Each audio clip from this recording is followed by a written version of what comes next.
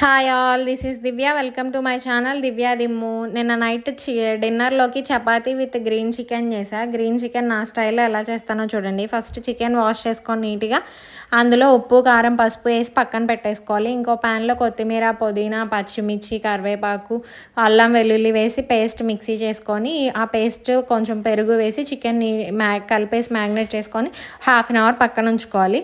తర్వాత ప్యాన్లో ఆయిల్ వేసి ఆనియన్స్, పచ్చిమిర్చి, కొంచెం కరివేపాకు వేసి ఆనియన్స్ గోల్డ్ కలర్లో ఫ్రై అయ్యాక ఈ మ్యాగ్నేట్ చేసుకున్న చికెన్ కూడా ఇందులో వేసి చికెన్లో ఉన్న వాటర్ అంతా సపరేట్ అయ్యి చికెన్ బాగా కుక్ అవనివ్వాలి. చికెన్ బాగా కుక్ అయ్యాక ఇంకా కొంచెం దానిపైన చికెన్ మసాలా పొడి ఉండేది కదా, అది కొంచెం వేసేసి ఒకసారి కలిపేసి ఒక 5 minutes ఉంచేసి కట్టేస్తే అయిపోయినట్టే.